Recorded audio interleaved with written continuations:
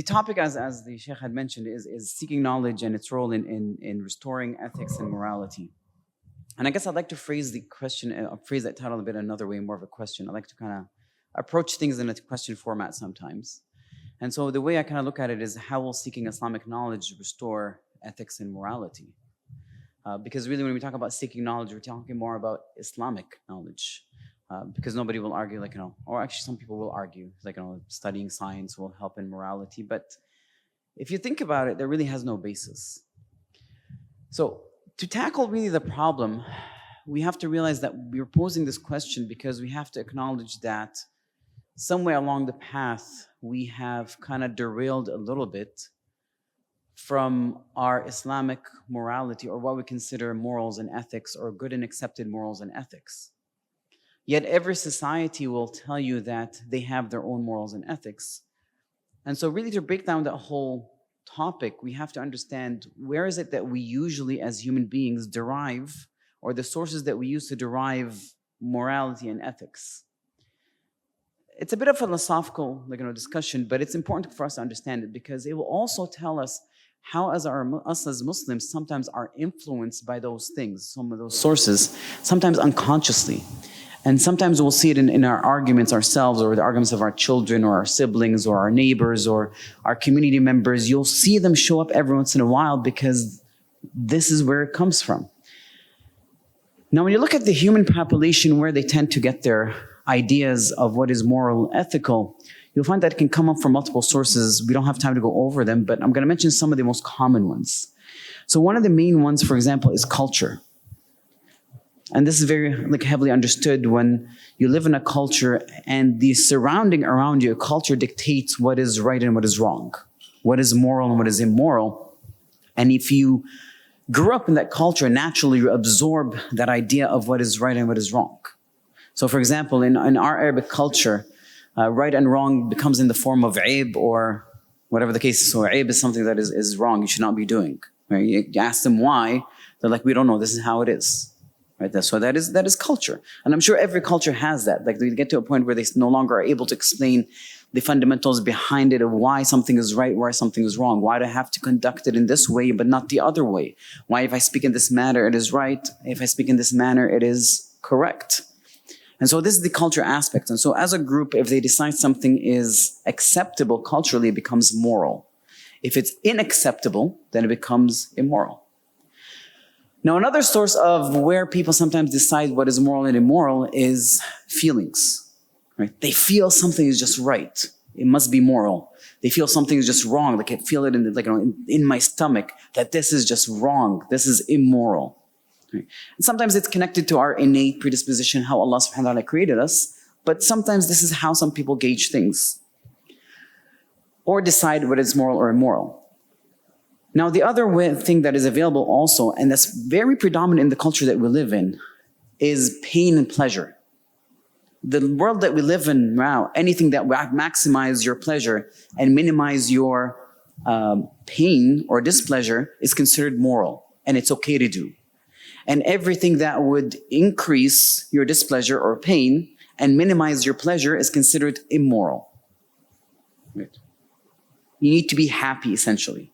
Right? And so this is the idea of it in the culture that we live in. It's predominant. If you look at some of the things that they decide, whether it's moral or immoral, it's heavily based on that. Right? How can I attain the maximum level of happiness and keep away the maximum level of unhappiness? Right? So this is how, for example, they dictate things. Other ways of developing morality or immorality comes from rationale. Right? If something makes sense, it's moral. If it doesn't make sense, it's immoral. And if you have children, you recognize this, right? If it makes no sense, they're like, it makes no sense. I don't want to do this, okay?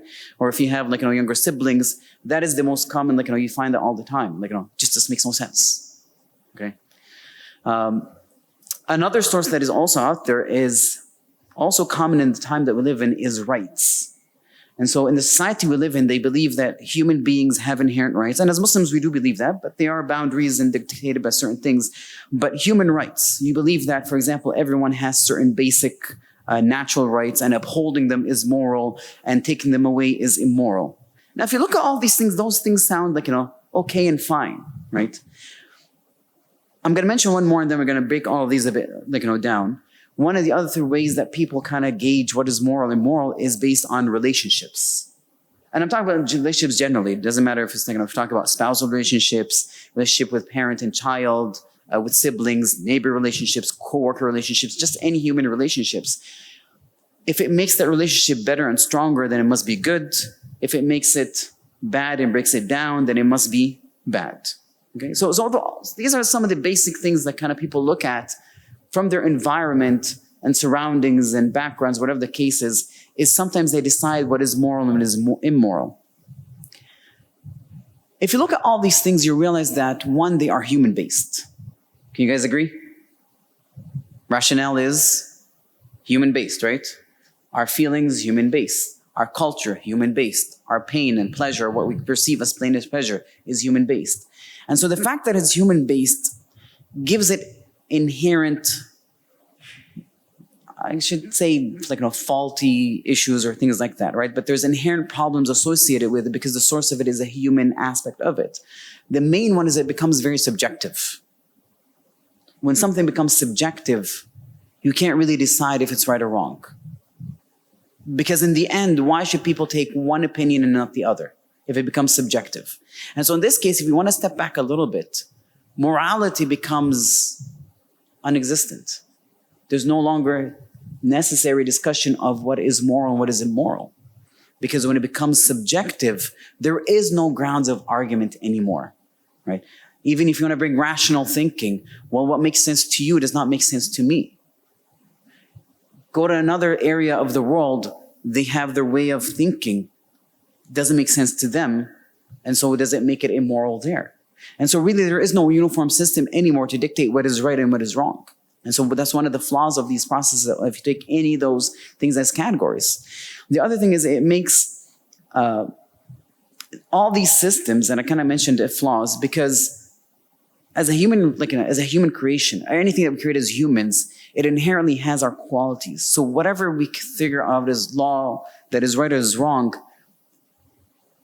it's influenced by our biases, our short-sightedness, and incomplete knowledge of consequences. This is why they keep changing. But also one of the most important aspects of it, or drawbacks of having our moral values based on these, is that it becomes no longer consistent. Sometimes even contradictory.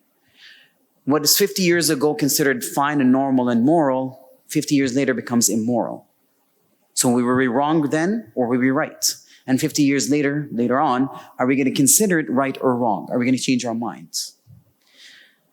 Now, can you imagine if Prophet Ibrahim alayhi salam, right, when he received the revelation to sacrifice his own child Ismail alayhi salam?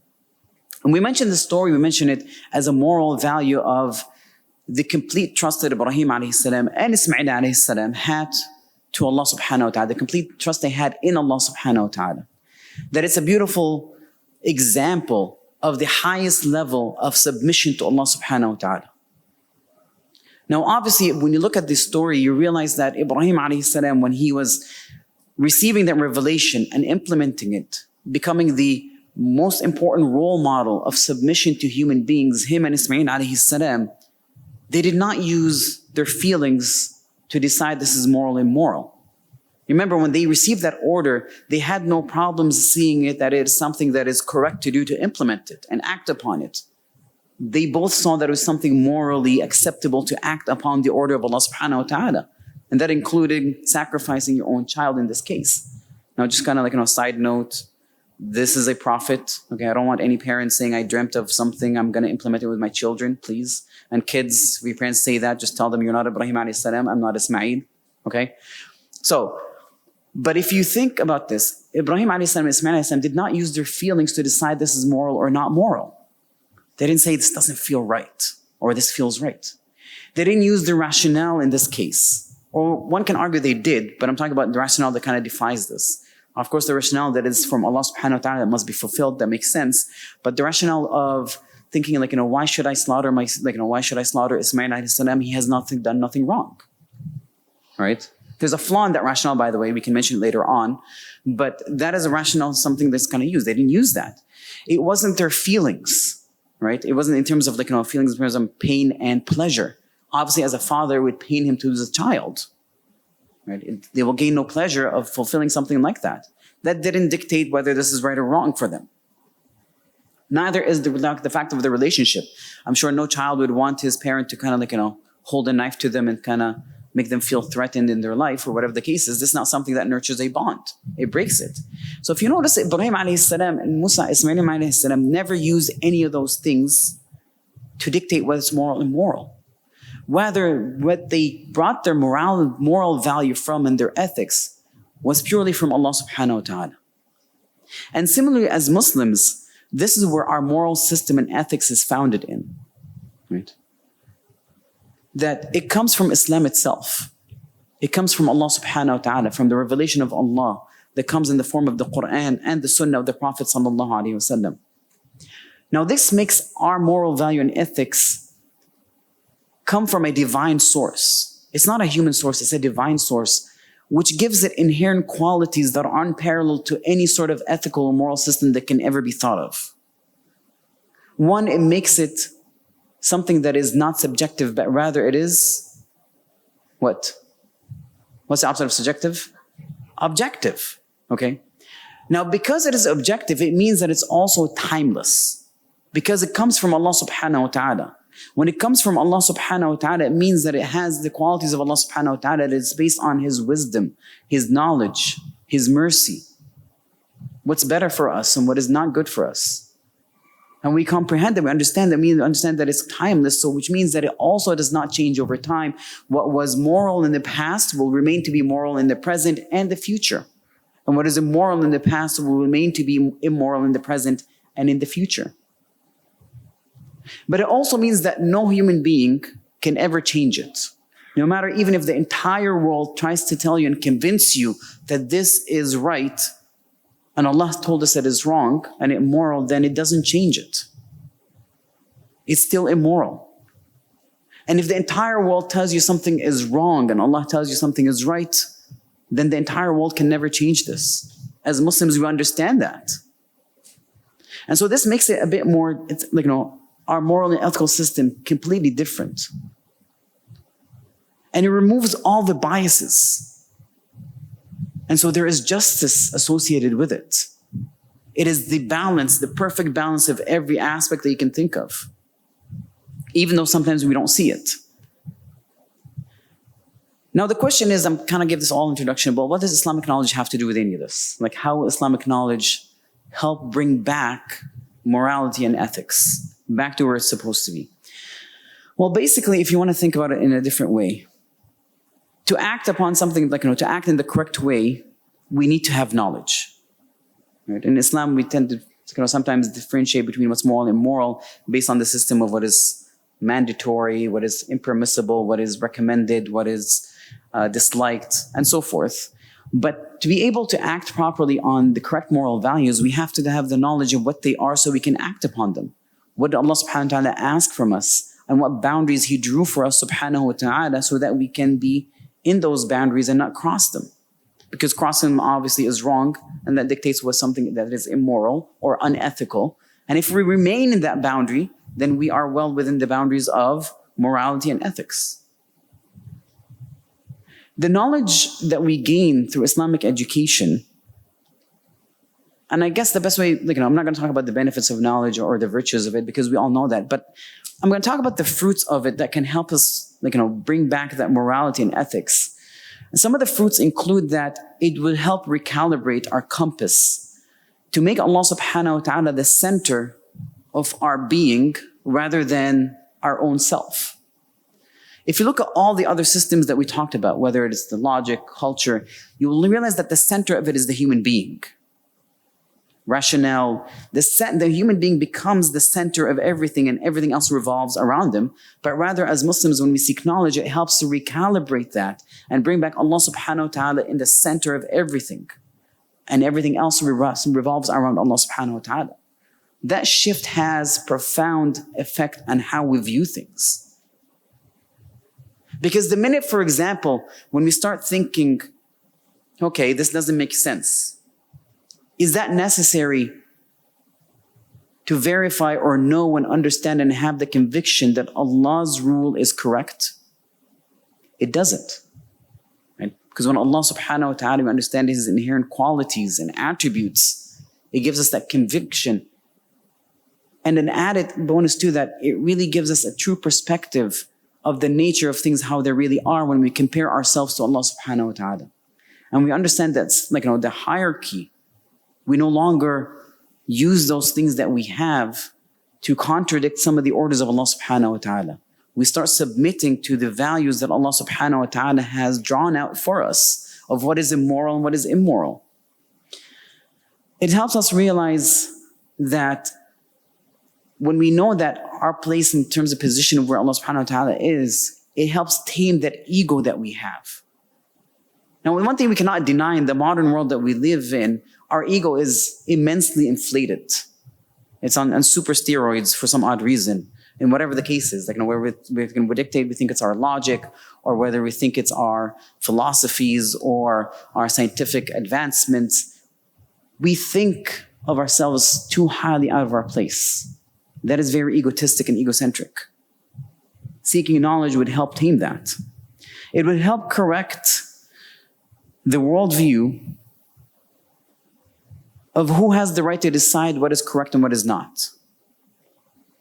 In the end, we know that it's Allah subhanahu wa ta'ala because He's the creator and the Lord of everything.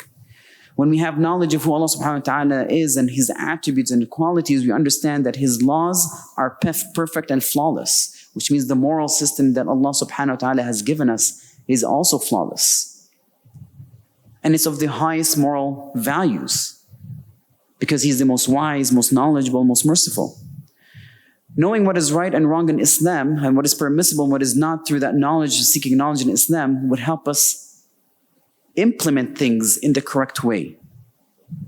It would help us deal with some of the misconceptions we face that can derail our path to what is moral and what is immoral.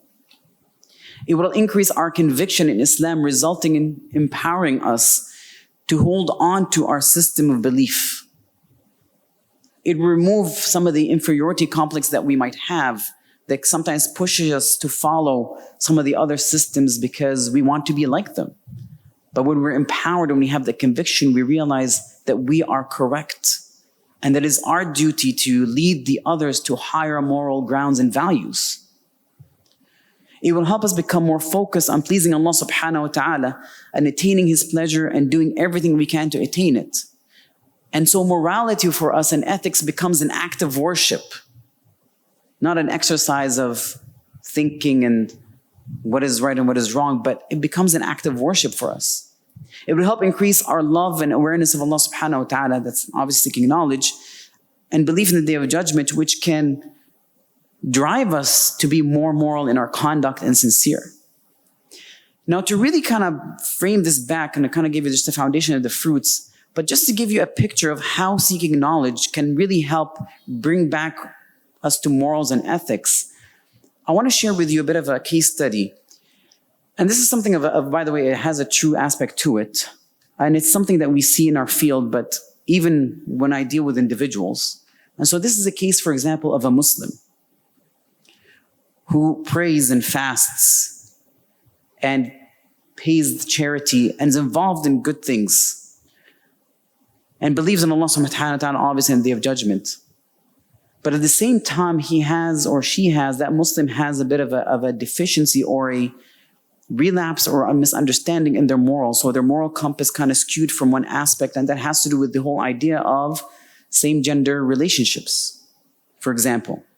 So this same Muslim believes that same-gender relations are not haram. And this is a real case, by the way, right? And we're going to go through argument to see how attaining Islamic knowledge can help recalibrate that again and bring them back to the proper moral values. So this individual believes that same-gender relations are not haram. And when engaged in that argument with them in discussion, they make several points. The one is that acting upon those feelings are natural, and it brings happiness to that individual, so why prevent them? When I'm mentioning these things, I want you guys, in the background, remember some of the things I talked about of how we deduce what is immoral and immoral. and try to figure out where this falls in, right? These are all pitfalls, right? And once again, sometimes there are subliminal, minds, and we're not conscious of it. And if you go nowadays to the university settings, unfortunately, many of the MSAs or participants of an MSA actually have this logic, by the way.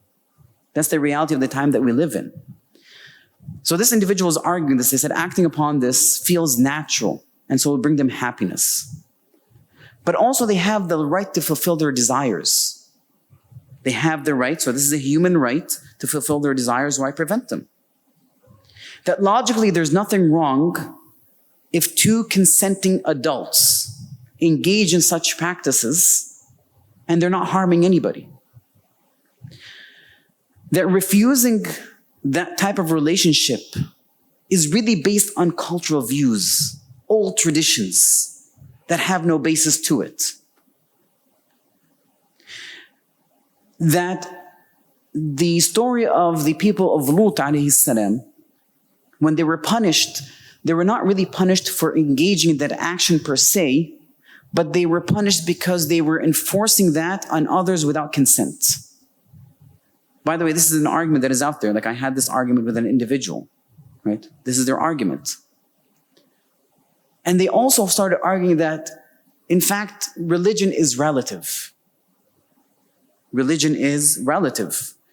That there's nothing absolute in terms of its understanding.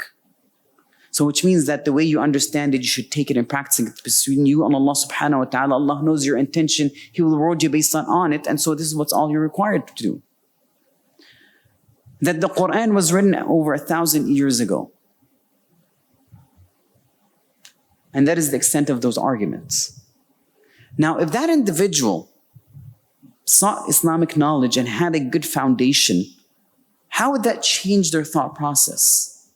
Obviously we can see how their moral values have got skewed a little bit, even if it's one aspect. Yes, remember, this is an individual who is a practicing Muslim to some extent, right? They pray, they fast, they pay their charities, they go to the masjid, by the way, attend Friday prayers and everything. But just their idea of that one aspect, they believe it's not haram, that it is morally fine. So how is seeking knowledge in that case for that individual can help bring back the correct view? So if you take some of these arguments, right, that they kind of used, let me start with the whole thing about the Quran, for example, written 1,000 years old, 1,000 years ago. How would seeking knowledge help them correct that view of that argument? What's the basis of that argument? Why is that even an argument? It's been written 1,000 years ago, so how is that an argument? I'm going to ask you guys this question because you're too quiet. Sorry? Outdated, okay, excellent. Anything else? Sorry? Not updated on current issues, okay. So that goes back to that it's outdated, right? Okay. But really the premises of this individual thinking, isn't he really comparing the Quran to human authorship? Is that right? It might be unconscious, by the way, right? This is something might be unconscious, but the core of it is that they are comparing the Quran to all other historical writings or publications, whether it's science publications in the past that turned out to be wrong or outdated. Some of the ideas are correct, some of these are not correct. Now, if this individual had studied, for example, and I'm talking about study not overly become a scholar, but just the basics of Quranic sciences. The proofs that this Quran, right, is from Allah subhanahu wa ta'ala. Just a simple example, right? That this Quran is completely different than human authorship. That it does not have the qualities of humans, but it's from Allah subhanahu wa ta'ala and so has the qualities of Allah subhanahu wa ta'ala. That this is not a normal book that you compare to human authorships. This is the word of Allah subhanahu wa ta'ala. And so it encompasses the knowledge of Allah subhanahu wa ta'ala, the wisdom of Allah subhanahu wa ta'ala. And so Allah subhanahu wa ta'ala is not limited by the changes that we have and the ignorance that we have. Because we're talking about the knowledge of Allah subhanahu wa ta'ala. When He revealed the Quran, it was meant to last from the past to the present, all the way to the future. And so hence requires no additional updating. You don't need to install the current software or update the information in there because Allah subhanahu wa ta'ala's information is already complete. That Allah subhanahu wa ta'ala knows what is beneficial for us. Just that basic information in there would have helped them.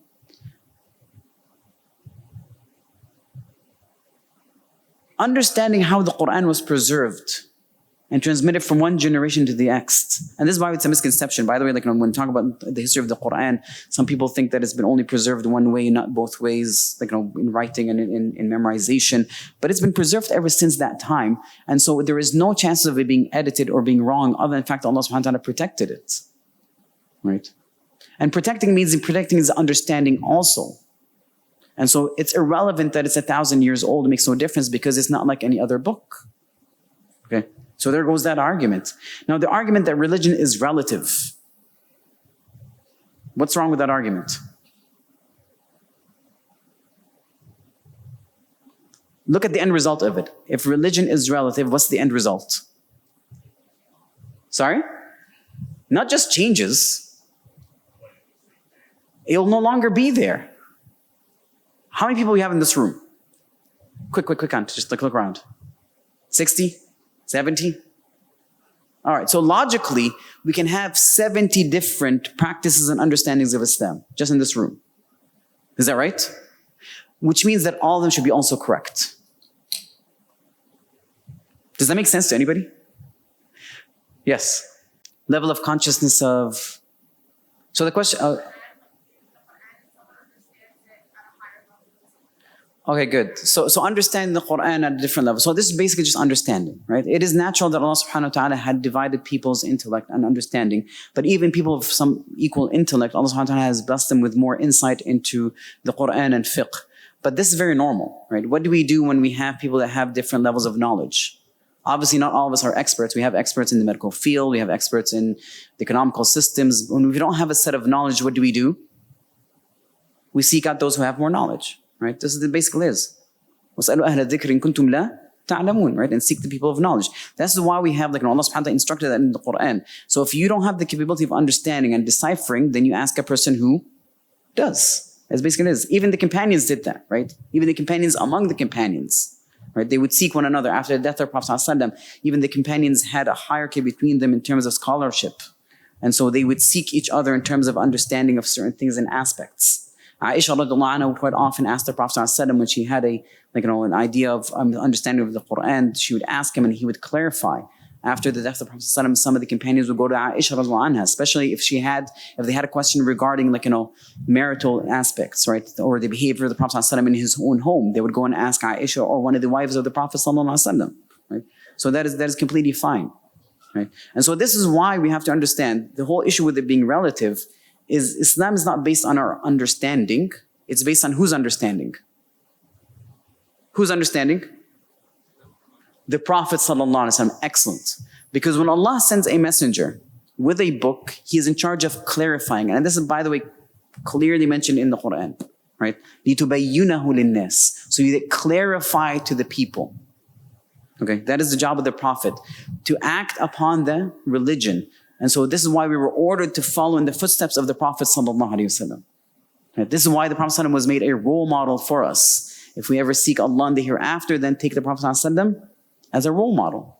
And so really, Islam, how it's supposed to be implemented, is based on the understanding of the Prophet ﷺ and his practices. And so it is no longer relative anymore. This is why the order came so many times in the Quran to follow the Prophet ﷺ. Because otherwise, just here's the book, interpret it on your own, right? This is not how it was, right? And we were ordered to follow in the footsteps of the Prophet. The Prophet said, "Khairul hadi hadi Muhammad." The best of guidance is the guidance of the Prophet, right? The most of matters are newly innovated matters in this religion. And if religion becomes relative, then we have heavily innovated in religion. Simple as that. Now, a person who has that knowledge and that background and that studying, they would understand this argument is not valid. Right? The end result of it is what? When they start arguing that people of Lut were condemned because they forced people, not out of consent. If they would have studied tafsir, they would have studied the books of fiqh, they realize that it is unanimous and it's not just the evidence from the Quran, but also from the hadith of the Prophet ﷺ. They realize that this is no grounds for that argument. Right? If they start looking at the whole aspect of, thinking that this is aspect of culture, they realize when they studied tafsir and the seerah of the Prophet ﷺ that there was a direct order regarding this matter, right? If they would have looked, in terms of argument of logically, there's nothing wrong with doing it in terms of consent, to consent individuals, they realize their short-sightedness of perhaps the consequences of this in the future on a societal level, not just individuals, right? And so if you see over here how knowledge, attaining knowledge, Islamic knowledge, and I cannot go into much depth into this as much as I'd like, but the reality is seeking knowledge is important for us as Muslims, especially in the modern time, but also the level of what we need to attain is dictated by the environment we're in. And that's why the Prophet ﷺ had said that seeking knowledge perhaps is mandatory upon every Muslim. And we're talking about over here not becoming scholars, but attaining the level of knowledge that would make us capable of living as Muslims within the boundaries of Allah subhanahu wa ta'ala, to being able to protect ourselves from those misconceptions, so that these misconceptions would not derail us from our moral values and ethics, and hence we start adopting things that are not correct. You had a question?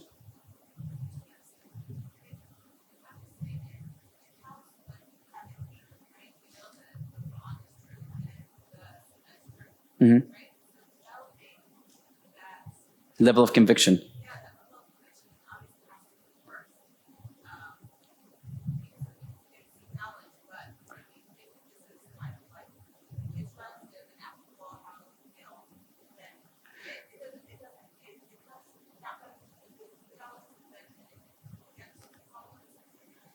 So knowledge is supposed to lead to a level of conviction.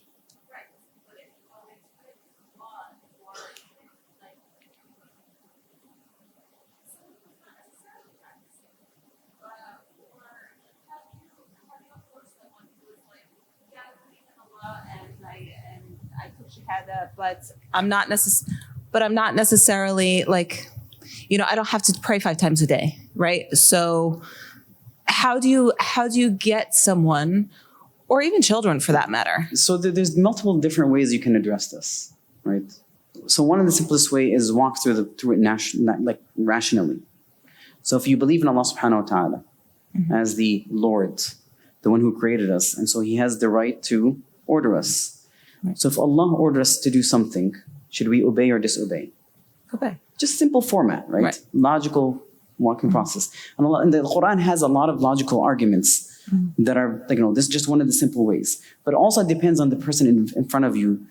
One of the amazing abilities of the Prophet ﷺ is he was able to gauge individuals of what they needed in terms of the response that they required for them the answer for them to give that, to convince them, right? And so in this case, for example, as a child, right, you always start with the basis that Allah subhanahu wa ta'ala is our Lord and He orders, right? And if Allah orders, if you believe in Allah, shouldn't we, obey Him? And then you can go into other forms of, things that there's the wisdom behind it, or whatever the case is. Sometimes you might understand, some might understand, but there's multiple different ways to kind of, address some of these things. Wallah. Okay. All right. Alhamdulillah, I'm on time, unless anybody has any questions. Jazakumullah khair. Yes. I feel like a big part of practicing is also just being able to do the inner work spiritually in order for that to really convey itself externally. So would you say that there is some sort of process that also needs to be? So it's kind of funny. So they both come together. Yeah. Right? Practice will lead to spirituality. Higher spirituality will lead to practice. So you need both essentially, right? So your question was? So my question was that, would you say each individual has their own, thinking process when it comes down to really just embodying the inner work? So being able to really just figure out, I feel like there's also moments where people have containers. So if they do too much, then they can easily self-sabotage. Would you say that that's something that can also happen when it comes down to practicing religion, where every person needs to be conscious of the process that they're limits, taking? You mean? yeah, I guess, yeah, like there's You're like a worried about limit. burnout. Yes, exactly. So we have to understand that so there is the basic requirements.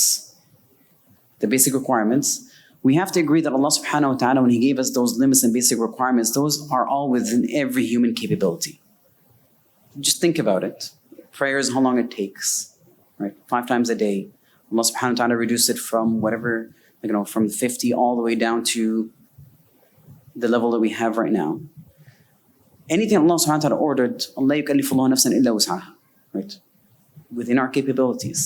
Now, anything beyond that is something that comes extra.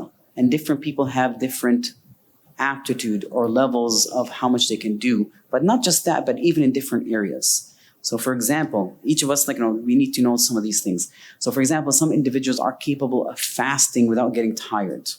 Others, they can't do that. They'll get exhausted. And so they were looking for something else to engage themselves spiritually, to build themselves. So some people are more proficient and capable of memorizing the Quran and reciting it more than others. Some are doing Qiyam al-Layl, some are outreach help. All these things are acts of worship that you can increase and use as a source to increase your spirituality. It depends on how we are. But once again, we have to agree that the minimum level is within our capability. That minimum level is necessary to maintain our spirituality.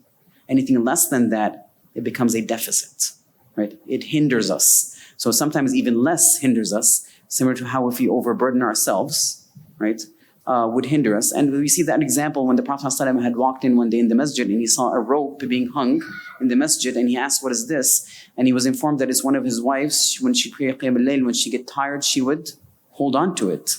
And the Prophet ﷺ said, take it down, right? And you should pray as much as you can. When you get tired, then rest.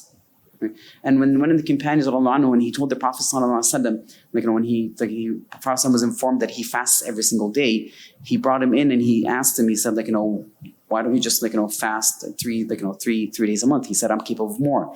He said, okay, fine, do this and that. And then he said, Siyam Dawood, a day and a day. He said, I can do more.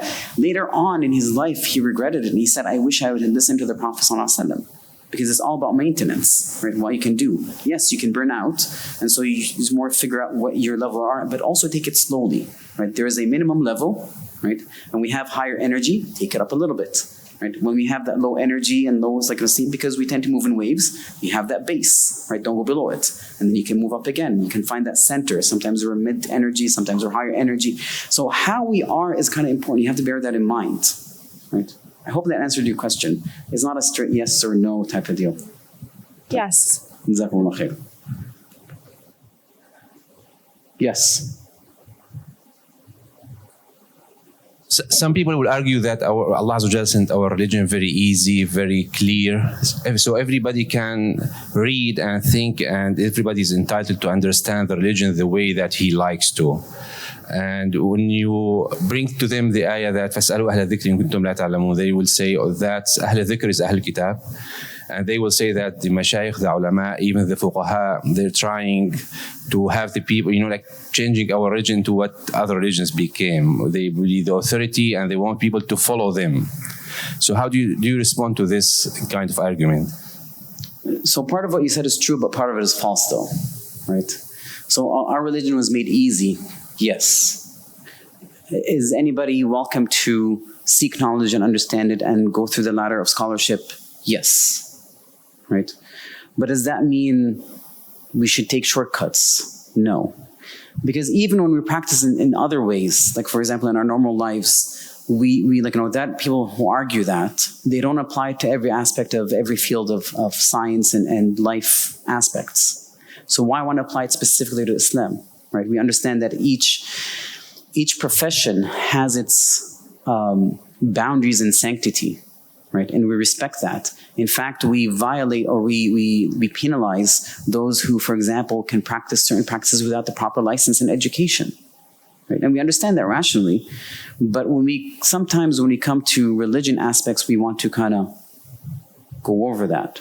There is no really basis to it. You can always resort to tell them this is your understanding of that verse, hear what the people of tafsir had mentioned, right? In fact, it's a unanimous opinion about it. And so where are they going to go with that? But you can deconstruct that argument, right? It's a long argument, but I just mentioned, I picked, there's some truth to it, But in the middle of it is kind of like, you're jumping to conclusions, or you're inserting in there things that you want me to accept the entire thing. That is not true, right? So religion is made easy, yes. So everyone can understand it the way they want, no, right? So you see, when you put that in the middle, that is not correct. Hold on. So I think I have to stop. جزاكم الله خير. سبحانك اللهم وبحمدك أشهد أن لا إله إلا أنت أستغفرك وأتوب إليك. جزاكم الله خير.